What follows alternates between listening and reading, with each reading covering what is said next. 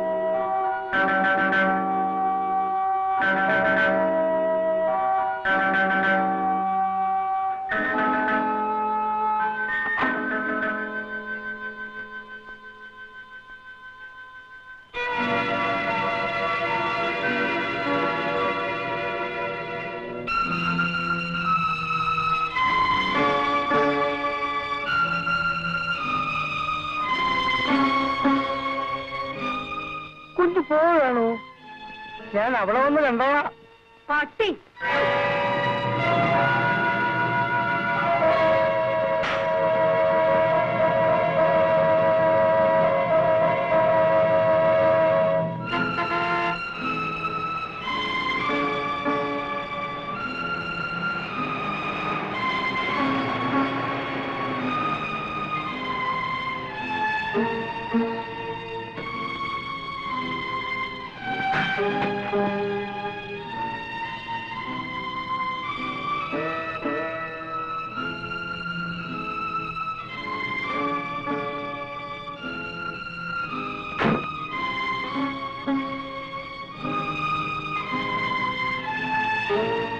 ചേച്ചി വന്നിട്ടുണ്ട്. മോള് വന്നോ?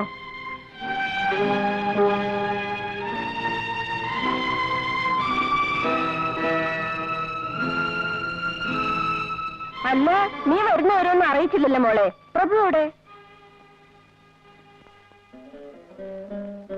എന്ത് പറ്റി മോളെ? പിണങ്ങിയിട്ടാണോ വന്നത്?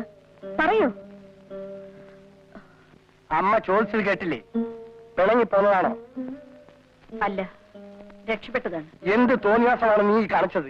കെട്ടിയവന്റെ വീട്ടിൽ പണിയാൽ ഈ വീട്ടിൽ സ്ഥാനമുണ്ടാകുമെന്ന് നീ കരുതുന്നുണ്ടോ? നിന്നെ ഞാൻ...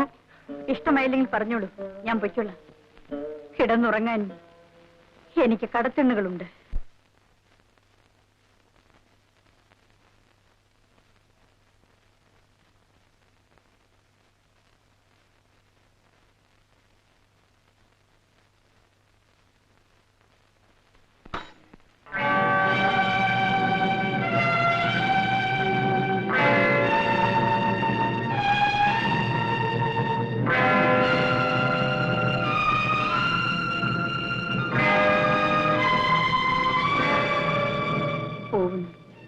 എന്നേക്കുമായി നിങ്ങളെ എനിക്കിഷ്ടമാണ്.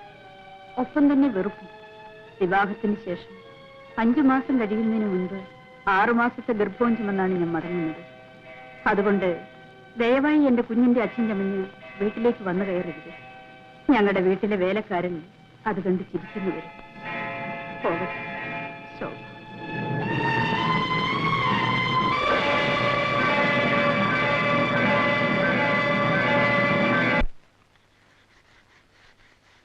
എന്താ അമ്പിക? ശോഭ തന്നയച്ചതാണോ? അതെ.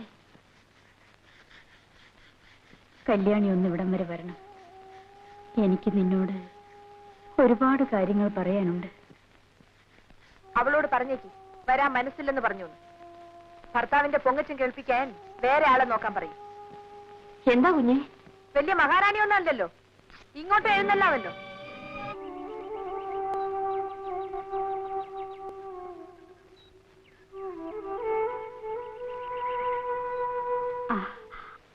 ആ ദാമോദരൻ എവിടെ?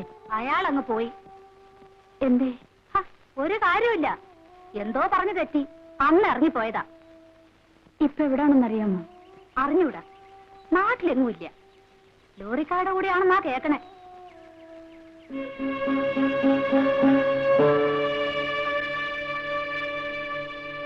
ഇടയ്ക്കിടെ സന്നിയുണ്ട്, ഒരേ പിടിവാശിയാ, കണ്ടേ തീരുന്നാ പറയുന്നേ.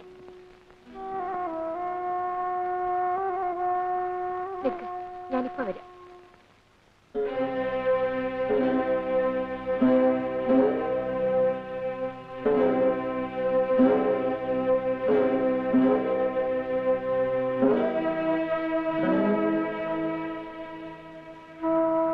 എന്റെ മോളെ, നീ വന്നല്ലോ.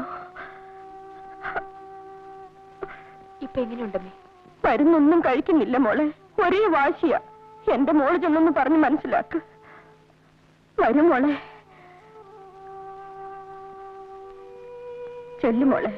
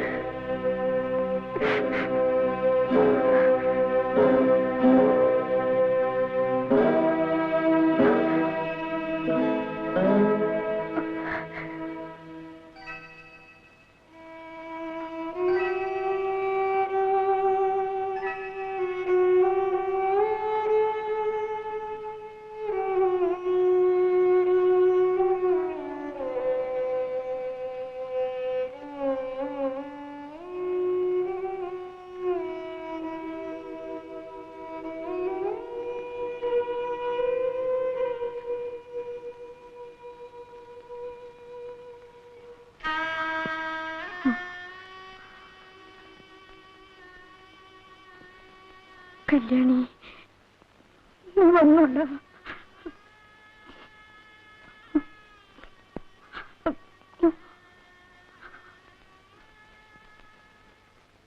ഇപ്പൊ എങ്ങനെയുണ്ട് കുട്ടി? സുഖം.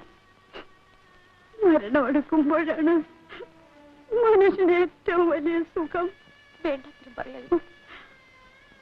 വേണ്ടാത്തരമല്ല, എനിക്ക് മരണത്തെ കാണാം, തൊടാം, അത്ര അടുത്തിട്ടുണ്ട്. ശോഭി,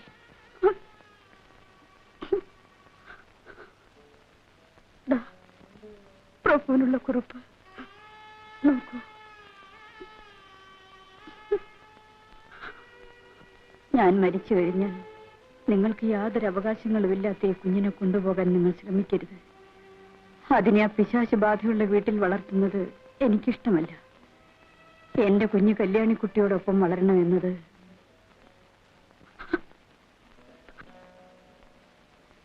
എന്റെ ഒരു ആഗ്രഹമാണ്. ഈ ഒറ്റ ആശയെങ്കിലും നിങ്ങൾ സാധിച്ചു തരണം.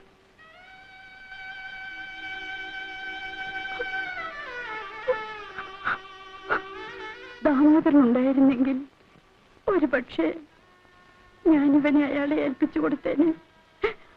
ഒന്നുമല്ലെങ്കിലും അച്ഛന്റെ കൂടെയാണല്ലോ വളരുന്നതെന്ന് എനിക്കൊരു സമാധാനമുണ്ടായേനെ. എന്തൊക്കെയായി പറയുന്നത്? നീ ഭാഗ്യവതിയാണ് കല്യാണി. വിവാഹാശംസകളുടെ കൂടെ ഭർത്താവ് അബോർഷൻ ചെയ്ത കുട്ടികളുടെ മരണക്കുറി വായിക്കേണ്ടി വന്നില്ലല്ലോ. പരസ്പരം വെറുക്കുകയും ഭയക്കുകയും ചെയ്യുന്ന മനുഷ്യരുടെ ഇടയില് കഴിയേണ്ടി വന്നില്ലല്ലോ. ഭർത്താവിന്റെ അടിയേറ്റ് വീണ് കിടക്കുമ്പോൾ അയാളുടെ രണ്ടാനച്ഛൻ കടന്നു വന്ന് കിടക്ക പങ്കിടേണ്ടി വന്നില്ലല്ലോ. ശോഭേ, ഞാൻ അയാൾക്ക് മടങ്ങിക്കൊടുത്തു. അച്ഛനേക്കാൾ പ്രായമുള്ള ആ മൃഗം വന്ന് തൊട്ടപ്പോഴേക്കും ഞാൻ അയാളുടേതായി. എല്ലാം പ്രഭുവിനോടുള്ള വൈരാഗ്യം തീർക്കല.